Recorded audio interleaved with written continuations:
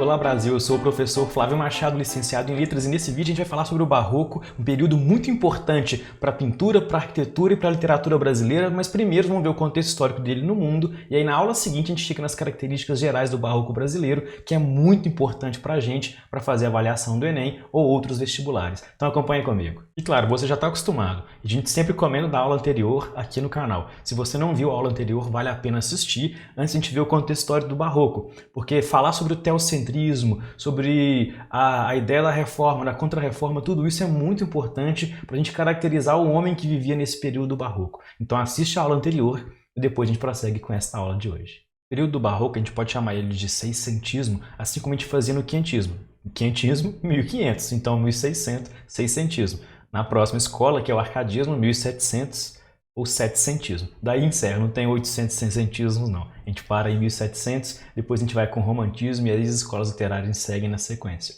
Muito bem, sobre o período do Barroco a gente pode falar primeiro que ele é conhecido como o retorno ao valor moral, ou a tentativa de retorno aos valores morais da Igreja Católica. O que isso quer dizer? Que a gente vai ter a contra-reforma em oposição principalmente às reformas religiosas, mas em específica a reforma religiosa de Lutero. A gente vai tentar ver a igreja tentar se reafirmar. Isso vai ter um impacto na vida dos indivíduos que estavam ali agora mais movidos pelo antropocentrismo, não o teocentrismo que dominou a Europa até o classicismo. Lembra lá da aula de trovadorismo? Comentamos sobre isso. A ideia do teocentrismo, de que Deus é o centro do universo. Então é ele que rege o pensamento moral, a forma de vida filosófica que seja. E agora, com o antropocentrismo, a gente tem um homem no centro do universo, a gente tem o renascimento, a expansão das ciências, e nesse conflito, nesse choque, inclusive conflito é a palavra mais importante para o período do Barroco. A gente vai ter um surgimento de uma arte muito específica, de uma poesia muito específica, de uma arquitetura muito específica.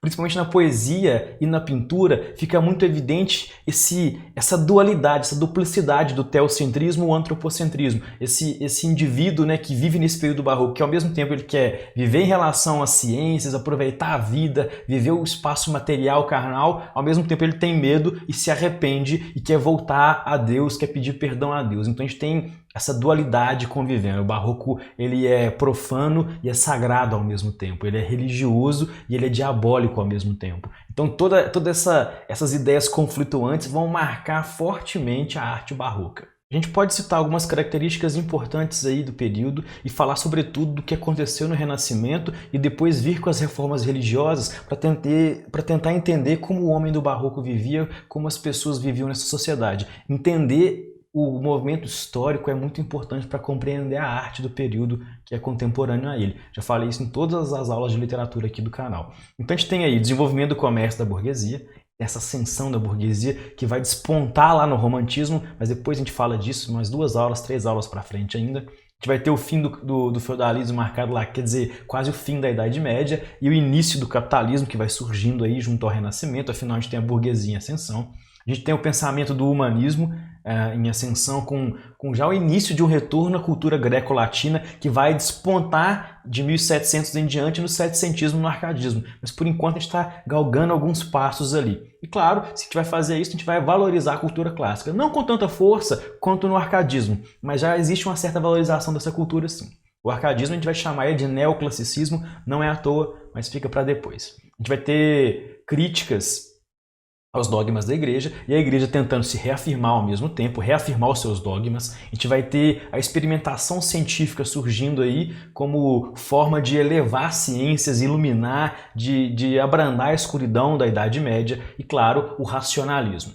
Óbvio que são características do Renascimento que estão presentes junto com as características opostas a elas do momento do Barroco. O Barroco é um movimento de conflitos, em que existe essa busca pela ciência, por exemplo, existe essa busca pelo ambiente carnal, mas existe a busca pelo ambiente espiritual, pelo perdão também, pela fé, a fé em oposição à razão, por exemplo, o teocentrismo em oposição ao antropocentrismo. Nós temos nesse período também as reformas religiosas, em especial a de Lutero. Recomendei nas aulas anteriores, inclusive, o filme, para você se situar melhor nesse contexto. A gente tem aí a perda de poder da Igreja Católica muito marcante, que vai despontar na contra-reforma religiosa, que vai criar um cenário para fervilhar ali, para poder existir de fato o período do Barroco.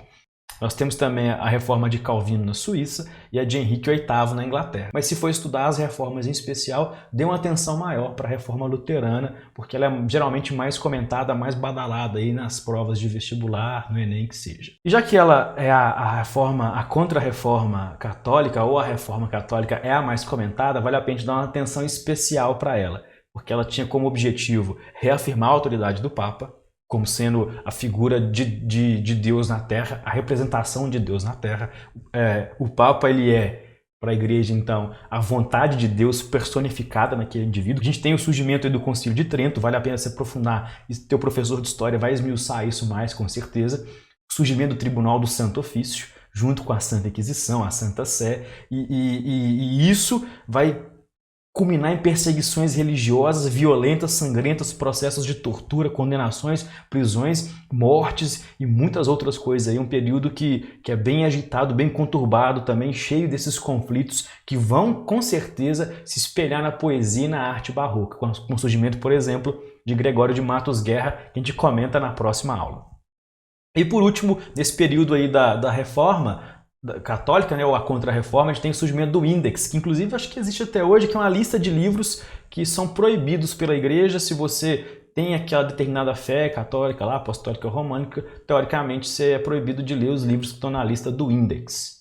Apenas para ilustrar um pouco do período da Contra-Reforma ou da Reforma Católica e o que foi a Inquisição, separei alguns desenhos que representam mecanismos de tortura que ocorreram durante esse período. Essa em especial das imagens que eu separei, que são poucas, porque muitas delas são muito chocantes, é essa que mais me incomoda. Aí você tem o despejamento de água fervendo na boca da mulher, a exposição do corpo, que já era uma humilhação por si, o uso de ferros quentes, o outro com a alavanca esticando os membros ali. É um período muito complexo, muito difícil de entender, muito sombrio, inclusive, da humanidade, as perseguições da Inquisição, e não podem ser esquecidos. A gente não pode deixar de lançar um olhar atento à história para não cometer os mesmos erros do passado. O Brasil recebeu visitas de inquisidores cujo objetivo era investigar comportamentos e inibir qualquer prática alheia aos princípios estabelecidos pela Igreja. Historicamente se fala em 3 ou 4 visitas. A primeira em 1591 e 1595, a segunda em 1618 e 1621 e a terceira em 1627 1628, e a quarta supostamente em 1763 e 1769. Não só os padres eram orientados a observar o comportamento dos fiéis, além desses qualquer pessoa podia acusar outra, inclusive anonimamente, o que propiciava a vingança entre vizinhos ou parentes em decorrência de desavenças cotidianas, gerando muitas vezes resultados desastrosos e catastróficos. Para te auxiliar a compreender esse imaginário do período do Barroco, eu sugiro a minissérie A Muralha. A trama se passa por volta de 1600, época em que os bandeirantes buscavam terras cultiváveis, riquezas e índios para serem vendidos como escravos. A muralha do título refere-se à Serra do Mar, o maior obstáculo às excursões ao centro do país.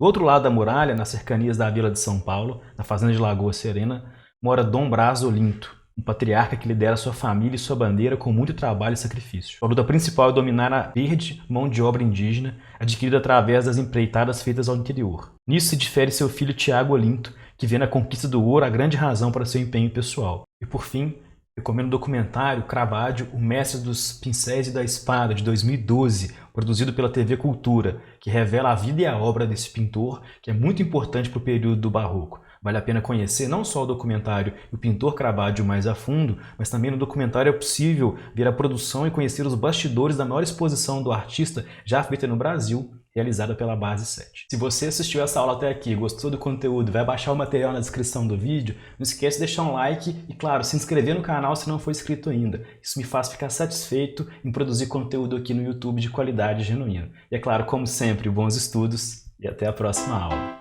Valeu!